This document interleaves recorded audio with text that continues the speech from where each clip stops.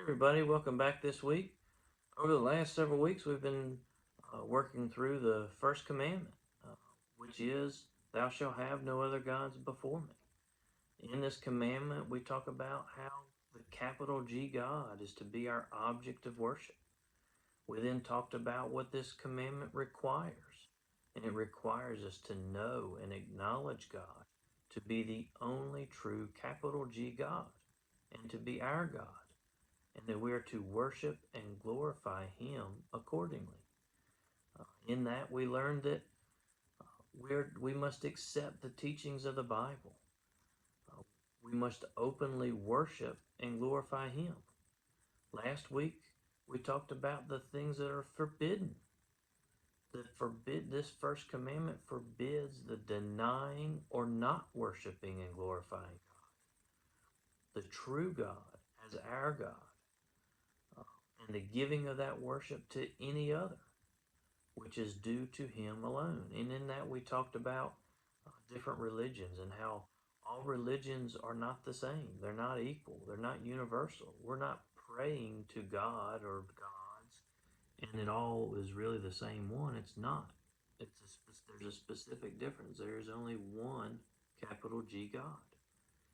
But we talked about how it's much more than that. It's about our daily walk or lack of with Christ. How much time do we spend thinking about God, talking about God, meditating on His Word, um, versus the other things in life that push God to the side or out of our minds altogether during the day? But then that brings us to this week in question 48, which asks us, what are we specifically taught by these words, before me, in the first commandment? So the first commandment is, Thou shalt have no other gods before me. So what does before me mean? The answer we see is these words, before me, in the first commandment teach us that God, who seeth all things, taketh notice of and is much displeased with the sin of having any other God. Now think about these words, before me. I think about the word before. If you look that up as a definition, you may see in front of or ahead of.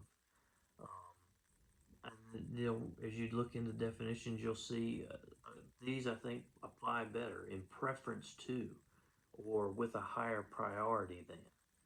So think about that. You shall have no other gods before me. You shall have no other gods in preference to me or a higher priority than me. Um, but what does that teach us? What does that teach us to have no other gods before me? What it tells us about God's character. It says here, it says that He sees all things. We talked about the attributes of God. We had a series last year on that. We talked about omni, words that start with the word omni, meaning all. Here we have omniscient, all-knowing. God is all-knowing.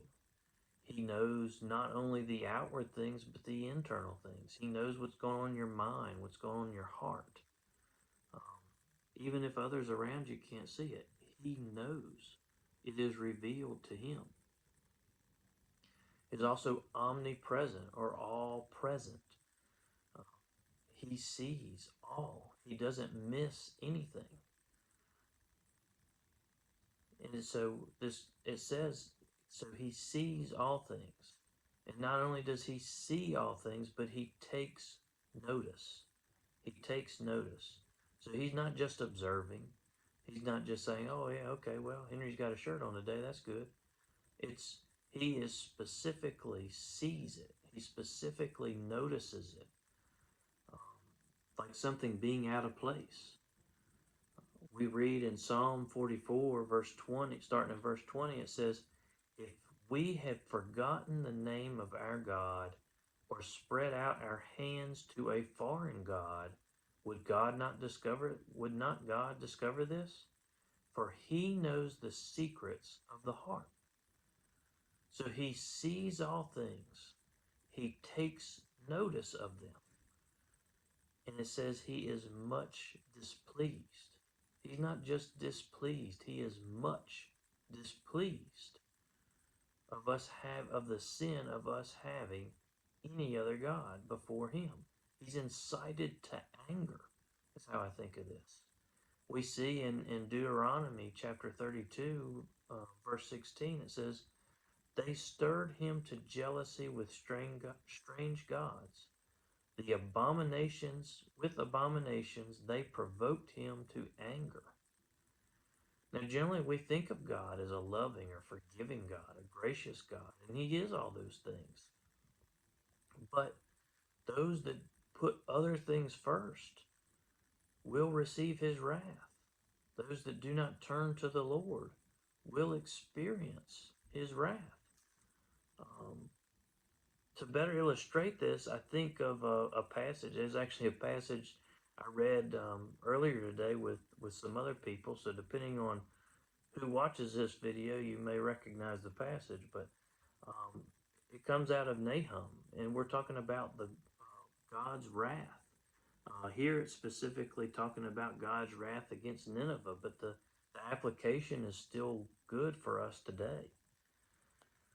And so I'll start reading, and I've still got it open here. I'll read, and starting in verse 2, it says, the Lord is a jealous and avenging God. The Lord is avenging and wrathful. The Lord takes vengeance on his adversaries and keeps wrath for his enemies. The Lord is slow to anger and great in power, and the Lord will by no means clear the guilty. His way is in a whirlwind and storm, and the clouds are the dust of his feet.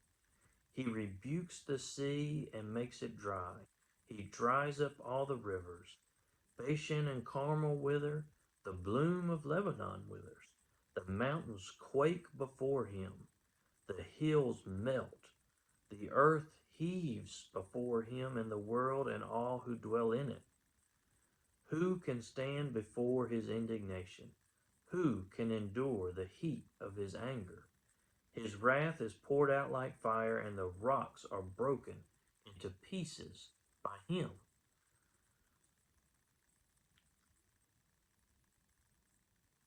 His wrath is poured out like fire.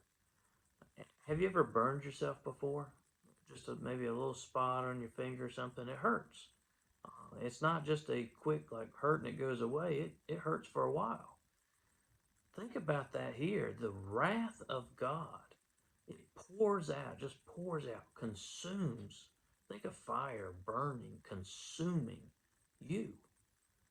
Consuming you. Think of the pain, the power that God has, the pain, the wrath that you would experience. And his wrath is much worse. I think about that in this context of understanding that God is a wrathful God for those who do not obey him. And honestly, that should scare us. Now, we're sinful by nature, and a lot of times we're maybe more numb to it if we're honest with ourselves, but this should scare us. This should scare us, put fear in us to turn to God, to put him above everything else, before everything else, as it says here in this first commandment. After all, he is to be our object of worship. We learn that here in this first commandment. He is to be our object of worship and deserves all the glory and honor.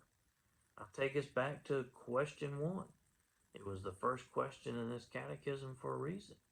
And the chief end of God, our chief end of man, is to glorify God.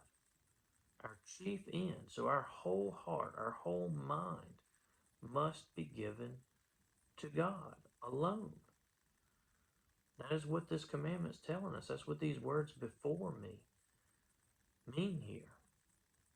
So this week's answer, these words before me in the first commandment teach us that God, who seeth all things, taketh notice of, and is much displeased with the sin of having any other gods.